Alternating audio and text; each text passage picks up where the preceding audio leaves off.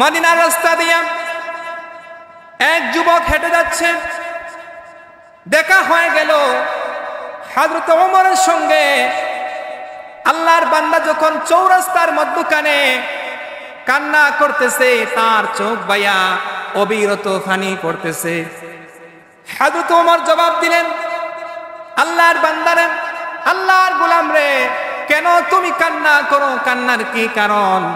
লোকটি জবাব দিল, হে আল্লাহর বান্দা, হ্যাঁ খলিফাতুল মুসলিমিন, আমি যে অপরাধ করেছি, অন্যায় করেছি, আমার হৃদয়ের মধ্যে এমন ভয় চলে আসলো, আমার মনে হয় না আমার মতো গুনাহগারকে, আমার মতো অপরাধীকে আল্লাহ বুঝি কখনোই মাফ করে দিবেন না।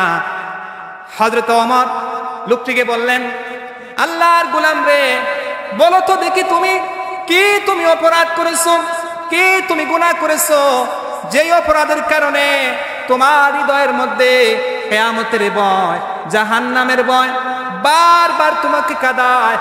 আল্লাহর বান্দা জবাব দিল, হে খলিফাতুল মুসলিমিন, আমিরুল মুমিনিন, আমার যে অপরাধ, আমার মনে হয় না আমার মতো অপরাধী, আমার মতো গুনাহগার, আমার মতো নাফরমান এই দুনিয়ার বুকে আর কেউ দ্বিতীয় হতে পারে না। জোরে বলি আল্লাহু আকবার। খলিফাতুল মুসলিমিন আগন্তুক লোকটিকে বললেন, আল্লাহর বান্দারে, ভয় পাও না, পেরেশান হয়ো না, এই দুনিয়ার বুকে রাসূলুল্লাহ সাল্লাল্লাহু আলাইহি ওয়াসাল্লাম এখনো দুনিয়ার বুকে জীবিত আছেন, ভয়ের কোনো কারণ নাই, চিন্তার কোনো কারণ নাই। আমি তোমাকে রাসূলুল্লাহর দরবারে নিয়ে যাব, আর তুমি যদি রাসূলুল্লাহর দরবারে যেতে চাও, সেখান পর্যন্ত পৌঁছাইতে পারো, আমার বিশ্বাস আল্লাহ তোমাকে রহম করবেন, তোমার প্রতি দয়া করবেন, তোমাকে মাফ করে দেবেন। আওয়াজ দিয়া বলি সুবহানাল্লাহ। তিনি এমন নবী, তিনি এমন রাসূল, তিনি যখন আল্লাহর হাবিব কারো জন্য দুই হাত তুলে দোয়া করেন, দোয়া করতে দেরি হয়, আল্লাহ রাব্বুল আলামিন রাসূলুল্লাহর দোয়াকে তিনি কবুল করতে একটু মুহূর্ত দেরি করেন না। সুবহানাল্লাহ।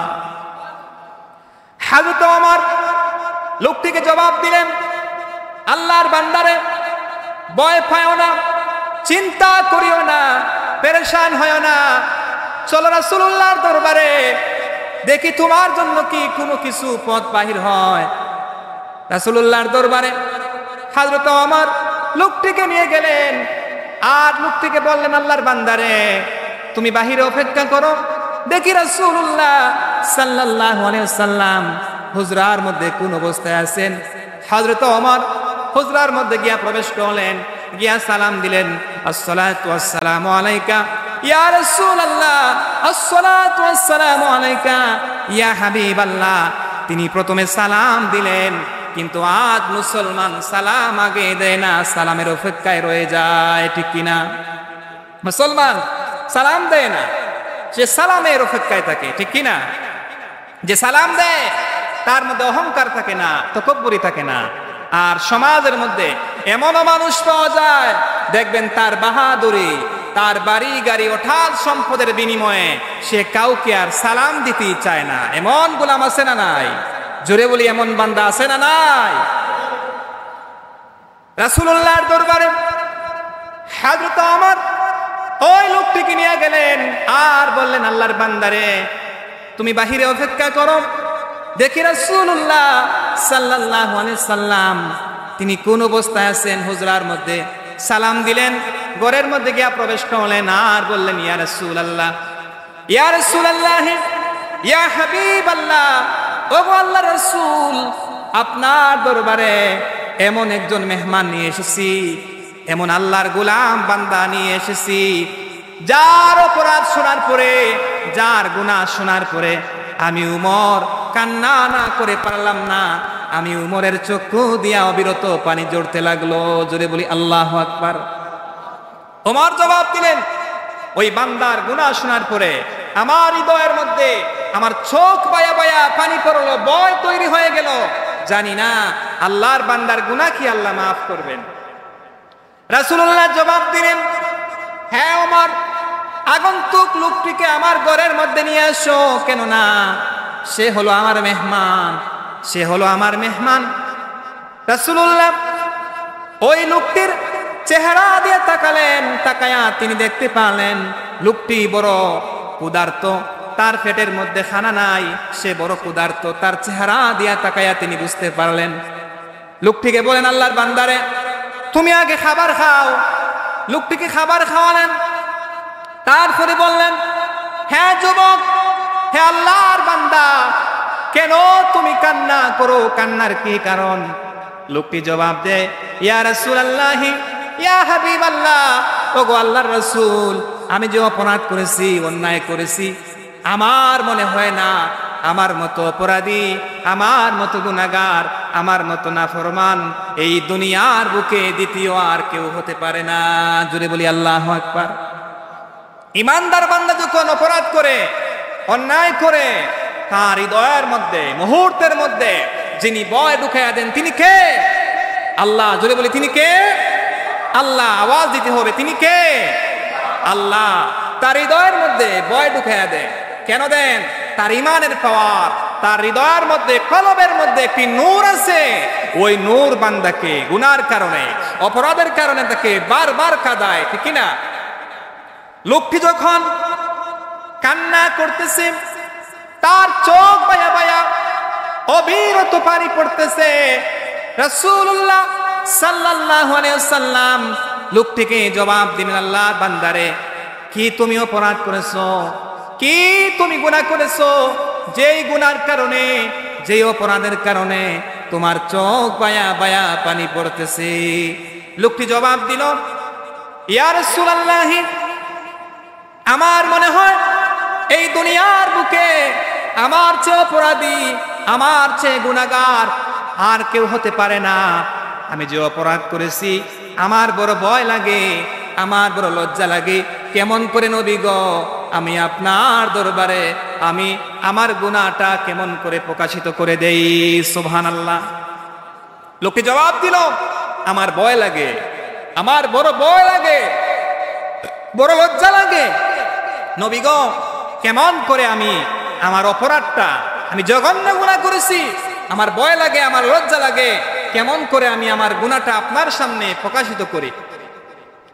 রাসূলুল্লাহ জবাব দিলেন, আল্লাহর বান্দারে, তাহলে শোনো, তোমার অপরাধ কি এই দুনিয়ার সমপরিমাণ হয়ে গেছে? লোকটি জবাব দেয়, ইয়া রাসূলুল্লাহ, ইয়া হাবিবাল্লাহ, ওগো আল্লাহর রাসূল, আমার বিশ্বাস, আমার মনে হয় আমার অপরাধ এই দুনিয়ার চাইতে বড় হয়ে গেছে। একটু আওয়াজ দিয়া বলি আল্লাহু আকবার। আরো জোরে বলি না আল্লাহু আকবার।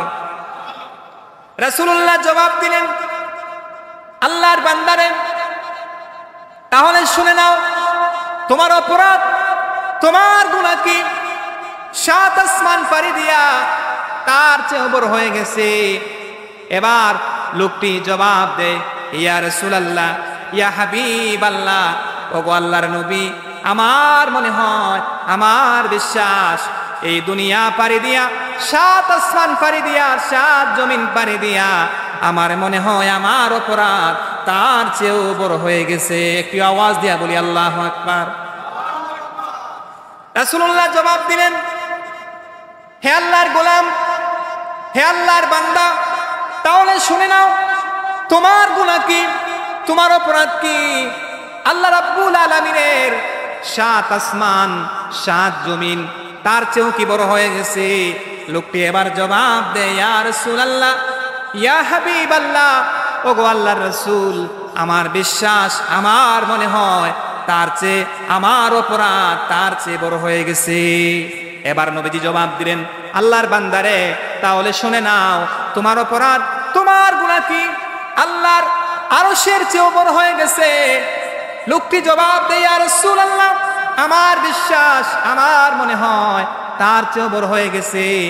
এবার নবীজি জবাব দিলেন, আল্লাহর বান্দারে, আল্লাহর গোলাম রে, তাহলে তুমি বলো তো, তোমার অপরাধ আল্লাহর পাকের, আল্লাহ রাব্বুল আলামিনের 8টি জান্নাতের চেয়ে তার চেয়েও কি বড় হয়ে গেছে? এবার লোকটি জবাব দেয়, ইয়া রাসূলুল্লাহ, ইয়া হাবিবাল্লাহ, গো নবীজি, আমার বিশ্বাস আল্লাহ পাকের 8টি জান্নাত রয়েছে, তার চেয়েও বড় হয়ে গেছে আমার মনে হয়। আমার মতো অপরাধী, আমার মতো গুনাহগার এই দুনিয়ার বুকে দ্বিতীয় আর কোনো বান্দা বান্দি হতে পারে না। জোরে বলি আল্লাহু আকবার। তার হৃদয়ের মধ্যে এমন ভয় তৈরি হলো, তার অনুশোচনার মাধ্যমে সে প্রকাশ করতে লাগলো, ইয়া রাসূলুল্লাহ, ইয়া হাবিবাল্লাহ, ওগো আল্লাহর হাবিব, আমার বিশ্বাস, আমার দিল রাখে, আমার দিলের মধ্যে এই ভয় তৈরি হয়ে যায়। আমার মনে হয় গো নবীজি, আমার অপরাধ 7-8টি জান্নাতের চেয়ে, তার চেয়ে আমার অপরাধ বড় হয়ে গেছে। এবার নবীজি জবাব দিলেন, আল্লাহর বান্দারে, তাহলে শোনো, তোমার অপরাধ 7টি জাহান্নাম, 8টি জান্নাত, সব মিলাইয়া যত বড় হবে, তোমার অপরাধ কি তার চেয়ে বড় হয়ে গেছে? এবার লোকটি জবাব দেয়, ইয়া রাসূলুল্লাহ, ইয়া হাবিবাল্লাহ, ওগো নবীজি, আমার বিশ্বাস, আমার মনে হয় 8টা জান্নাত, 8টা জাহান্নাম, 7টা জাহান্নাম একত্র করলে যত বড় হবে, আমার গুনাহ তার চেয়ে মনে হয় গো নবীজি বড় হয়ে গেছে। এবার নবীজি জবাব দিলেন, আল্লাহর বান্দারে, তাহলে তুমি জবাব দাও, আল্লাহ পাকের সিদরাতুল মুনতাহা রয়েছে এমন একটি বড় মাঠ, তার চেয়েও কি তোমার গুনাহ বড় হয়ে গেছে? এবার লোকটি জবাব দেয়, ইয়া রাসূলুল্লাহ, ইয়া হাবিবাল্লাহ, ওগো নবীজি, আমার বিশ্বাস তার চেয়েও আমার গুনাহ সবচেয়ে বড় হয়ে গেছে। একটু আওয়াজ দিয়া বলি আল্লাহু আকবার। তার হৃদয়ের মধ্যে প্রতিটি মুহূর্ত, প্রতিটি সময়, দিন যায় রাত যায়, একটাই চিন্তা, একটাই বেদনা, আহারে আমার মতো অপরাধী, আমার মতো গুনাহগার মনে হয় না আর দ্বিতীয় কেউ হতে পারে। এবার নবীজি জবাব দিলেন, আল্লাহর বান্দারে, তোমার গুনাহ কি তুমি অপরাধ করেছো যার বিনিময়ে তোমার হৃদয়ের মধ্যে এত ভয় তৈরি হয়ে গেল? আল্লাহর বান্দারে, তাহলে তুমি শুনে নাও, তাহলে তুমি জবাব দাও, তোমার অপরাধ, তোমার গুনাহ কি আল্লাহর দয়ার চেয়ে, আল্লাহর রহমতের চেয়ে, আল্লাহর করুণার চেয়ে, আল্লাহর গোলাম রে, তোমার অপরাধ কি তার চেয়েও বড় হয়ে গেছে? একটু আওয়াজ দিয়া বলি সুবহানাল্লাহ, আরো জোরে বলি না সুবহানাল্লাহ। লোকটি জবাব দেয়, ইয়া রাসূলুল্লাহ, ইয়া হাবিবাল্লাহ, ওগো আল্লাহর রাসূল, আল্লাহর দয়ার চেয়ে, আল্লাহর রহমতের চেয়ে, আল্লাহর করুণার চেয়ে আমার গুনাহ, আমার অপরাধ তার চেয়ে বড় হতে পারে না। এবার নবীজি জবাব দিলেন, আল্লাহর বান্দারে, তাহলে শুনি দেখি তুমি কি অপরাধী, কি তুমি গুনাহ করেছো? লোকটি এবার জবাব দেয়, ইয়া রাসূলুল্লাহ, আমার বাড়ি মদিনায়, আমি মদিনার বাসিন্দা, মদিনার জমিনে কেউ যখন মারা যায়, আমি তার কবর কুড়াইয়া কুড়াইয়া কাফন গুলা চুরি করে নিয়ে আসি। কাফন চোরা, জলে বলি কি চোরা, আর জোরে বলি কি চোরা? কাফন চুরি করি। মানুষ যখন ইন্তেকাল হয়, রাতের বেলা আমি কবর কুড়াইয়া কুড়াইয়া তার দেহ থেকে উলঙ্গ করাইয়া আমি কাফন গুলা নিয়ে আসি, বাজারে বিক্রি করি, এভাবে আমার জীবন যাপন চলে। কিছুদিন আগে মদিনার জমিনে এক কন্যা, এক যুবতী, যাকে মদিনায় হুরে মদিনা বলে ডাকতো, সে হাফেজ, সে হাফেজা আলেমা সালেহা নেককারে মন বান্দি, যাকে বিশ্ব সুন্দরী ওই সময় বলা হতো। কোন যুবক, কোন পুরুষ, আল্লাহর কোন বান্দা এই রমণীকে, এই বান্দিকে, এই নারীকে কেউ দেখে নাই। এমন আবেদা সালেহা হাফেজা নেককার বান্দি যখন, সে যখন মারা গেল, আমি তার কবর কুড়ালাম, রাতের বেলা গেলাম, তার দেহ থেকে 5টি কাপড় আমি নিয়ে আসলাম। আসার পরে তাকে যখন আমি উলঙ্গ করলাম, কে যেন আমার কানের মধ্যে সে বলতেছে, আর আমি শুনতে পেলাম, আল্লাহর বান্দারে, যাকে মদিনায় হুরে মদিনা বলে ডাকতো, যাকে মদিনায় সুন্দরী বলে ডাকতো, কোন যুবক, কোন পুরুষ কেউ তাকে দেখে নাই, কেউ তাকে স্পর্শ করে নাই। আল্লাহর বান্দারে, এত সুযোগ পায়া তুমি তাকে ছেড়ে যাইও না। আমি ওই নারীর সঙ্গে, ওই যুবতী কন্যার সঙ্গে আমি ওই কবরের মধ্যে জেনায় লিপ্ত হয়ে গেলাম। জোরে বলি নাউজুবিল্লাহ, আরো চিৎকার করে বলি নাউজুবিল্লাহ। তার সঙ্গে আমি জেনায় লিপ্ত হয়ে গেলাম। আমি যখন তাকে অপবিত্র করলাম, আমার হৃদয়ের মধ্যে একটি ভয় চলে আসলো। আবার যেন আমাকে কে বলতেছে, আল্লাহর বান্দারে তোর কি ভয় হয় না? কিয়ামতের দিন, যেই মহান দিনে জালেমের কাছ থেকে আল্লাহ রাব্বুল আলামিন মাজলুমের বিচার আদায় করবেন, এই দুনিয়ার বুকে আপনারা বলুন তো জালেম বান্দা আছে না নাই? আরো জোরে বলি জালেম বান্দা আছে না নাই? দেখবেন দুনিয়ার বুকে তার শক্তি আছে, বাহাদুরি আছে, তার পাওয়ার আছে, লাঠি আছে। দেখবেন অন্যের সম্পদ সে আত্মসাৎ করে ফেলে, এমন বান্দা আছে না নাই? তার পাওয়ারে, তার অহংকারে, তার বাহাদুরির কারণে এমনও বান্দা সমাজে পাওয়া যায়, সে গরিব মানুষ, খেতে পারে না, তার শক্তি নাই, দেখবেন তার সম্পদকে সে আত্মসাৎ করে, ঠিক কিনা? আল্লাহর গোলাম যখন এই বাক্য, এই ধ্বনি শুনতে পাইল, আল্লাহর গোলাম রে তোর কি ভয় হয় না যেই দিন আল্লাহ জালেমের কাছ থেকে মাজলুমের বিচার আদায় করবেন? ইয়া রাসূলুল্লাহ, ইয়া হাবিবাল্লাহ, আমি যখন এই বাক্য শুনলাম, এই আওয়াজ আমার কানের মধ্যে এসে পৌঁছে গেল, আমার হৃদয়ের মধ্যে একটি ভয় তৈরি হয়ে গেল, আমার হাত পা কাঁপুনি শুরু হয়ে গেল। সঙ্গে সঙ্গে আমি এই কাফনগুলো আমি কবরের মধ্যে রাখলাম, আর আমি চৌরাস্তার মধ্যে চলে আসলাম। দেখা হয়ে গেল উমরের সঙ্গে, আর হযরতে উমর আমাকে আপনার দরবারে নিয়ে আসলেন। ওগো আল্লাহর হাবিব, এই অপরাধ, এই গুনাহ কি আল্লাহ রাব্বুল আলামিন তিনি কি আমাকে ক্ষমা করে দিবেন? জোরে বলি আল্লাহু আকবার।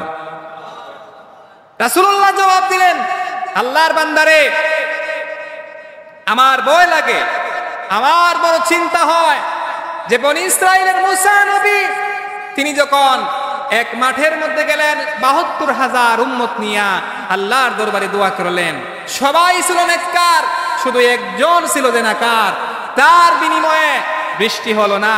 আমার ভয় লাগে রে আল্লাহর গোলাম, আল্লাহ যদি এই মুহূর্তে কোনো আযাব দেন, গজব দেন, তুমি আমার কাছ থেকে দূর হয়ে যাও, জানি না আল্লাহ কি তোমাকে মাফ করবেন। লোকটি দূর হয়ে চলে গেল। যাওয়ার পর সে পাহাড়ের দিকে দৌড় দিল। দৌড়াতে দৌড়াতে সে আল্লাহর দরবারে কাঁদতেছে, একদিন নয়, 2 দিন নয়, 40 দিন যাবত সে খানা খায় না, তার ঘুম নাই, বিশ্রাম নাই, একটাই চিন্তা। সে যখন পাহাড়ে গেল, একটাই চিন্তা, একটাই বেদনা, আল্লাহর কাছে এভাবে বলতে লাগলো, হায় রাব্বুল আলামিন, আমি গুনাহগার, তুমি আজিজুল গাফফার, আমি গুনাহগার, তুমি আজিজুল গাফফার। আল্লাহ তুমি যদি মাফ না করো, বলো দেখি তোমার বান্দা কার কাছে গিয়া মাফ চাবে? আমি তো তোমার গোলাম, তুমি তো আমার রব, আমি তো তোমার বান্দা, তুমি তো আমার রহমান। তুমি যদি মাফ না করো, বলো আল্লাহ তোমার বান্দা কার দুয়ারে যাবে? 40 দিন হয়ে গেল। রাসূলুল্লাহর দরবারে জিবরাইল হাজির হয়ে গেলেন আর বলেন, ইয়া রাসূলুল্লাহ, ইয়া হাবিবাল্লাহ, আল্লাহ আপনাকে আমার কাছে 4টি প্রশ্ন দিয়েছেন। জোরে বলি কয়টি প্রশ্ন? 4টি প্রশ্ন দিয়েছেন। বলুন তো দেখি, এই দুনিয়ার মালিক আপনি না, আপনি না আল্লাহ? নবীজি জবাব দিলেন, ইয়া হে জিবরাইল, এই দুনিয়ার মালিক তো মহান আল্লাহ। জিবরাইল জবাব দিলেন, তাহলে বলুন, এই দুনিয়ার বুকে আপনি রিজিক খাওয়ান নাকি আল্লাহ খাওয়ান? আল্লাহর হাবিব জবাব দিলেন, আল্লাহ প্রত্যেককে রিজিক বন্টন করে দেন, সবাই আল্লাহর কাছ থেকে রিজিক খায়। জিবরাইল জবাব দিলেন, ইয়া রাসূলুল্লাহ, তাহলে বলুন, এই দুনিয়ার বুকে বান্দা যদি অপরাধ করে, বান্দা যদি গুনাহ করে, তাহলে আপনি ক্ষমা করবেন নাকি আল্লাহ তাকে মাফ করে দিয়ে দেবেন? জোরে বলি সুবহানাল্লাহ, একটা আওয়াজ দেয়া বলি সুবহানাল্লাহ। রাসূলুল্লাহ যখন এই বাক্য শুনতে পারলেন, জিবরাইল জবাব দিলেন, ইয়া রাসূলুল্লাহ, আপনার দরবারে কিছুদিন আগে আল্লাহর এক বান্দা কান্না করতে করতে আসছিল। ওগো নবীজি, তার তাওবার বিনিময়ে, তার কান্নার বিনিময়ে তার হৃদয়ের মধ্যে এমন বই তৈরি হয়ে গেল জাহান্নামের বয়ে বান্দা একদিন নয় 2 দিন নয় 40 দিন যাবত সে কান্না করতেছে, একটাই চিন্তা, একটাই দোয়া, আল্লাহ আমি গুনাহগার, তুমি গাফফার। আল্লাহ রহমতের দরিয়ার মধ্যে এমন দুশ্মনী গেল, আল্লাহ তাকে মাফ করে দিয়েছেন। রাসূলুল্লাহ এই সংবাদ শোনার পরে আল্লাহর নবী ওই বান্দাকে ডাকলেন আর জবাব দিলেন, আল্লাহর বান্দারে ভয় পায় না, পেরেশান হয় না, আল্লাহ পাক তোমার মতো অপরাধীকে আল্লাহ মুহূর্তের মধ্যে তিনি গুনাহ মাফ করে দিয়েছেন। সুবহানাল্লাহ। আল্লাহ হচ্ছেন দয়াবান, তিনি মেহেরবান, তিনি গাফুরুর রহিম। কার জন্য গাফুরুর রহিম? যে আল্লাহর কাছে দয়া চায়, যে আল্লাহর কাছে মাফ চায়, ক্ষমা চায়, রহম চায়, আল্লাহ তার জন্য গাফুরুর রহিম। জোরে বলি সুবহানাল্লাহ। সম্মানিত হাজিরিন, আমি যে আপনাদের সামনে একটি আয়াত কারিমা তেলাওয়াত করলাম, একটি ছোট্ট সূরা, আল্লাহ পাক সূরার শুরুতেই বলে দিলেন কুল হুয়াল্লাহু আহাদ, আল্লাহ হচ্ছেন এক, আল্লাহ অদ্বিতীয়। কেউ যখন কালেমা পড়ে, কালেমার এত ওজন কালেমার, বান্দা যদি গুনাহ করে, অপরাধ করে, কালেমা পড়ার সঙ্গে সঙ্গে মুহূর্তের মধ্যে বান্দার গুনাহ মাফ হয়ে যায়। জোরে বলি সুবহানাল্লাহ। আর কেউ যদি কালেমা পড়ার পরে অপরাধ করে, অন্যায় করে, তার হৃদয়ের মধ্যে একটি ভয় তৈরি হয়ে যায়, যেই ভয়ের কারণে সে আল্লাহর কাছে অপরাধী হয়ে যায়। আর যখন বান্দা আল্লাহর কাছে মাফ চায়, ক্ষমা চায়, তার কলবের মধ্যে একটি নূর তৈরি হয়ে যায়, যার বিনিময়ে তার চোখের পানির মাধ্যমে আল্লাহ তাকে মাফ করে দিয়ে দেন। জোরে বলি সুবহানাল্লাহ। রাসূলুল্লাহর দরবারে বেঈমান, মুনাফিক, কাফের, মুশরিকরা যখন আল্লাহর সিফত সম্পর্কে বর্ণনা করল, আল্লাহর সৃষ্টি সম্পর্কে তারা যখন প্রশ্ন করতে লাগলো, তারা জবাব দিল ইয়া রাসূল, এ মুহাম্মদ, কারণ তারা তো মুশরিক, তারা ইয়া রাসূলুল্লাহ বলবে না, ঠিক কিনা? তারা জবাব দিল, হে মুহাম্মদ সাল্লাল্লাহু আলাইহি ওয়াসাল্লাম, এই দুনিয়ার বুকে আল্লাহ রাব্বুল আলামিন মানুষ তৈরি করেছেন মাটি দ্বারা, জিন তৈরি করেছেন আগুন দ্বারা, ফেরেশতা তৈরি করেছেন নূর দ্বারা। তাহলে বলুন তো আল্লাহকে তৈরি করেছেন কি দ্বারা? আল্লাহ কি কোনো কিছুর তৈরি? আল্লাহর হাবিব যখন এই প্রশ্নের সম্মুখীন হলেন, এই প্রশ্ন যখন বেঈমানরা, কাফেররা, মুশরিকরা বারবার করতে লাগলো, রাসূলুল্লাহ নীরব থাকলেন। কিছুক্ষণের মধ্যে জিবরাইল আসলেন আর বললেন, ইয়া রাসূলুল্লাহ, ইয়া হাবিবাল্লাহ, ওগো নবীজি, আপনি জবাব দিন। আল্লাহ পাক সঙ্গে সঙ্গে সূরা ইখলাস নাজিল করলেন। সকলে আমার সঙ্গে বলুন, কুল হুয়াল্লাহু আহাদ। আর জোরে, কুল হুয়াল্লাহু আহাদ, আল্লাহুস সামাদ, লাম ইয়ালিদ ওয়া লাম ইউলাদ ওয়া লাম ইয়াকুল লাহু কুফুয়ান আহাদ। জোরে বলি না আল্লাহু আকবার। আল্লাহ পাক বলেন, ওগো আমার রাসূল, ওগো আমার নবী, আপনি জবাব দিন, কুল হুয়াল্লাহু আহাদ, আল্লাহ এক, আল্লাহর কোনো শরীক নাই। আল্লাহুস সামাদ, তিনি কারো মুকাফিক্কি নন, দুনিয়ার সবাই তার মুকাফিক্কি। লাম ইয়ালিদ ওয়া লাম ইউলাদ, আল্লাহ কাউকে জন্ম দেননি, তার কাছ থেকে কেউ জন্মগ্রহণ করেননি। আর আল্লাহ পাক বলেন, ওয়া লাম ইয়াকুল লাহু কুফুয়ান আহাদ, আর আল্লাহর সমকক্ষ এই দুনিয়ার বুকে আর কেউ হতে পারে না। সুবহানাল্লাহ। এই সূরা যখন নাজিল হলো, রাসূলুল্লাহর দরবারে আল্লাহর হাবিব যখন জবাব দিলেন, হ্যাঁ বেঈমানেরা, হ্যাঁ মুশরিকরা, কাফেররা, আল্লাহ পাক এই সূরা নাজিল করলেন, জবাব দিলেন। এই সূরা যখন নাজিল হলো, সঙ্গে সঙ্গে কাফের, মুশরিক, বেঈমানরা যারা রাসূলুল্লাহর দরবারে আল্লাহর সিফত সম্পর্কে, আল্লাহর সৃষ্টি সম্পর্কে যখন প্রশ্ন করলো, এই সূরা নাজিল হওয়ার মাধ্যমে সঙ্গে সঙ্গে তাদের জবানটা বন্ধ হয়ে গেল। জোরে বলি আল্লাহু আকবার। এই সূরা নাজিল হওয়ার সঙ্গে সঙ্গে বেঈমান, মুশরিক, কাফের যারা আল্লাহর হাবিবকে আল্লাহর সিফত সম্পর্কে বর্ণনা করতে লাগলো, প্রশ্ন তৈরি করলো। যখন সূরা নাজিল হয়, নাজিল হওয়ার মুহূর্তের মধ্যে আল্লাহ পাকের পক্ষ থেকে জবাব আসলো, ওগো নবীজি ভয় পায়েন না, আপনি চিন্তা করবেন না, পেরেশান হবেন না, আমি আল্লাহ পাক এই সূরা নাজিল করলাম, আপনি কাফের মুশরিকদের জবানের মধ্যে, মুখের মধ্যে এই সূরা আপনি সুরে মারুন, মুহূর্তের মধ্যে এই সূরার বিনিময়ে মক্কার যত কাফেররা ছিল, মুশরিকরা ছিল, ইহুদিরা ছিল, মুহূর্তের মধ্যে তাদের জবানটা বন্ধ হয়ে গেল। জোরে বলি আল্লাহু আকবার। সম্মানিত হাজিরিন, এই সূরা এমন একটি বরকতময়, কেউ যদি একবার তেলাওয়াত করে, রাসূলুল্লাহ সাল্লাল্লাহু আলাইহি সাল্লাম বলেছেন, একবার তেলাওয়াত করার বিনিময়ে আল্লাহ তাআলা আমলনামার মধ্যে কুরআনুল কারীমের 1/3 সওয়াব আল্লাহ মুহূর্তের মধ্যে দিয়ে দেন। আওয়াজ দিয়া বলি না সুবহানাল্লাহ। আর 3 বার যদি তেলাওয়াত করে সূরা ইখলাস, 3 বার তেলাওয়াত করার কারণে আল্লাহ পাক মুহূর্তের মধ্যে তার আমলনামার মধ্যে একটি কুরআনুল কারীমের সওয়াব আল্লাহ তাকে দিয়ে দেন। দূরে বলি না সুবহানাল্লাহ। এজন্য এই সূরার শুরুতে আল্লাহ পাক তিনি জবাব দিলেন, কুল হুয়াল্লাহু আহাদ, আল্লাহ এক। আল্লাহর কি কোনো শরীক আছে? যদি বলি আল্লাহর কি কেউ শরীক আছে? কেউ নাই, তিনি এক, একমাত্র গোলামি হবে আল্লাহর। লা তা'বুদু ইল্লাল্লাহ, আল্লাহ ব্যতীত কারো গোলামি করা যাবে না, ঠিক কি না? আল্লাহ ব্যতীত কারো গোলামি করা যাবে না।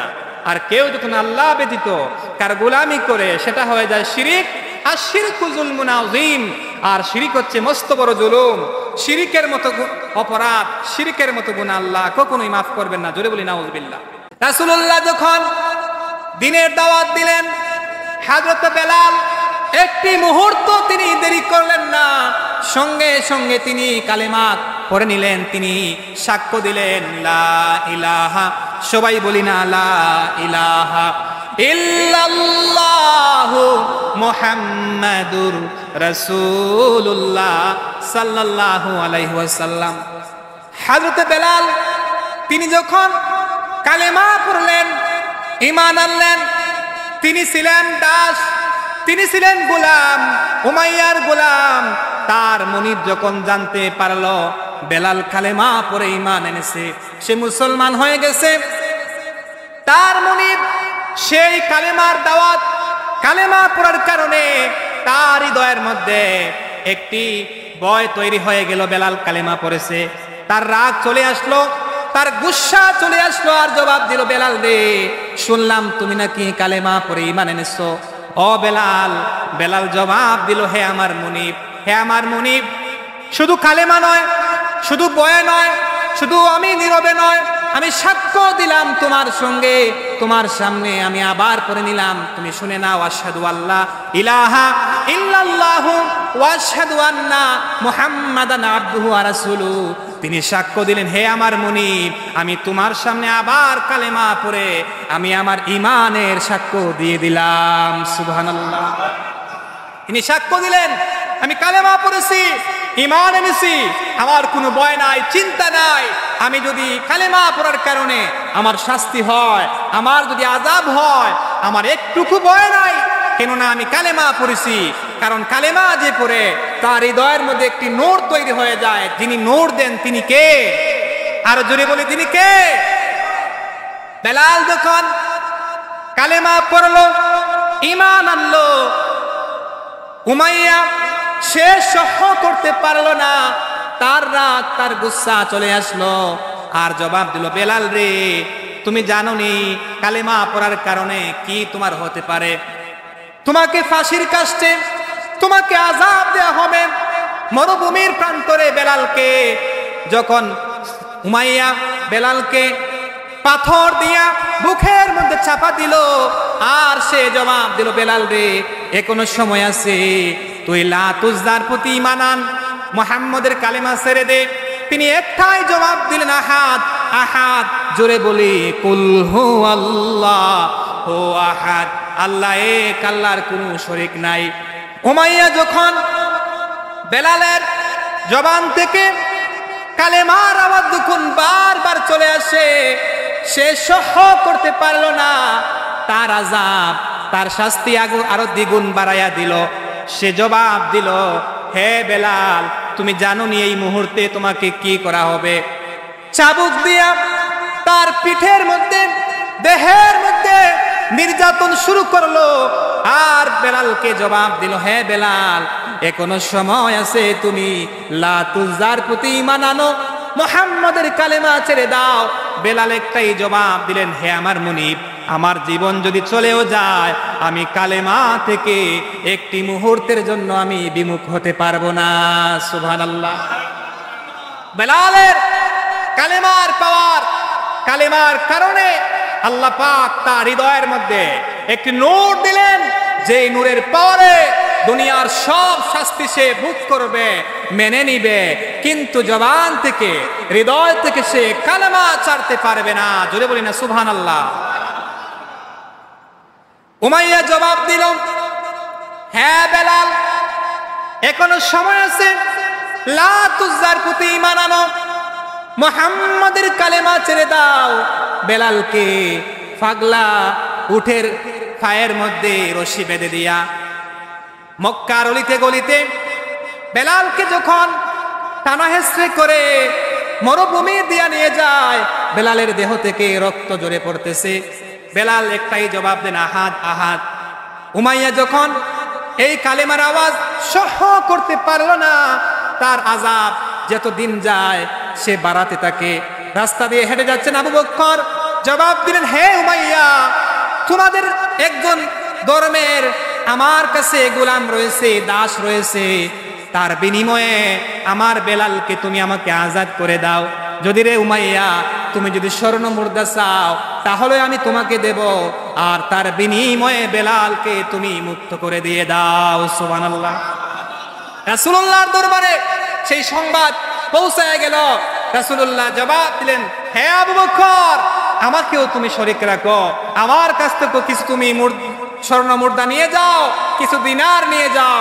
বেলালকে যখন মুক্ত করা হলো, তিনি বেলাল নয়, শুধু হয়ে গেলেন ইসলামের প্রথম মুয়াজ্জিন, হয়ে গেলেন হযরত বেলাল। জোরে বলি সুবহানাল্লাহ। শুধু তাই নয়, দুনিয়ার জীবদ্দশায় তিনি জান্নাতের সুসংবাদ প্রাপ্ত হয়ে তিনি দুনিয়া থেকে চিরবিদায় নিয়েছেন। জোরে বলি সুবহানাল্লাহ। রাসূলুল্লাহ যখন মেরাজের রজনীতে জান্নাত ভ্রমণ করলেন, দেখতে পেলেন রাসূলুল্লাহর পাশ দিয়া কে যেন হেঁটে যায়। রাসূলুল্লাহ খরমের আওয়াজ শুনতে পেলেন। তিনি যখন এই আওয়াজ শুনলেন, জিব্রাইলকে বললেন, ও জিব্রাইল, এই আওয়াজ কার? জিব্রাইল জবাব দিলেন, ইয়া রাসূলুল্লাহ, ইয়া হাবিবাল্লাহ, এই আওয়াজ জানেননি আপনি কার? এই আওয়াজ হলো আপনার একজন সাহাবী, যার নাম হলো হযরতে বেলাল রাদিয়াল্লাহু তাআলা আনহু। সুবহানাল্লাহ। আল্লাহর হাবিব যখন দুনিয়ার মধ্যে আসলেন আর বেলালকে ডাকলেন, ও বেলাল, আমি যখন জান্নাত ভ্রমণ করলাম, আমি দেখতে পেলাম তোমার খরমের আওয়াজ আমি শুনতে পেলাম। বেলাল রে, বলো না তুমি কি আমল করেছো, যে আমল করার বিনিময়ে তোমার শান, তোমার মান, তোমার মর্যাদা আল্লাহ জান্নাত পর্যন্ত তিনি পৌঁছায়া দিয়েছেন। সুবহানাল্লাহ। ও বেলাল, বলো না কি তুমি আমল করেছো, আল্লাহর কাছ থেকে দুনিয়ার জীবদ্দশায় তুমি জান্নাত অর্জন করেছো। বেলাল রে, হযরতে বেলাল জবাব দিলেন, ইয়া রাসূলুল্লাহ, ইয়া হাবিবাল্লাহ, ওগো আল্লাহর রাসূল, আমার তো কোনো নেক আমল নাই, অথচ আল্লাহর নবীর সাহাবী জামাতে নামাজ ছাড়েন না, তাহাজ্জুদ ছাড়েন না, নফল নামাজ ছাড়েন না, তবুও বলতেছেন কিছুই নাই। তবে নবী গো, আমি যখন ওযু করি আর যখন আমার ওযু চলে যায়, আমি পুনরায় ওযু করে নেই, আর ওযু করার সঙ্গে সঙ্গে আমি 2 রাকাত তাহিয়াতুল ওযু নামাজ কায়েম করে নিয়ে নেই। সুবহানাল্লাহ। যার বিনিময়ে, যার মাধ্যমে আমি বেলালকে আল্লাহ পাক জান্নাতের সুমহান মর্যাদা, জান্নাতের নিয়ামত আমি বেলালকে আল্লাহ দান করে দিয়েছেন। আওয়াজ দিয়ে বলি সুবহানাল্লাহ। আর জোরে বলি না সুবহানাল্লাহ। আল্লাহ পাক যেন আমাদের সকলকে হযরত বেলাল রাদিয়াল্লাহু তাআলা আনহুর মতন ঈমানের পাওয়ার তৈরি করে দেন, ঈমানের গুণে গুণাবলী দিয়ে দেন। আমরা বলি আমিন।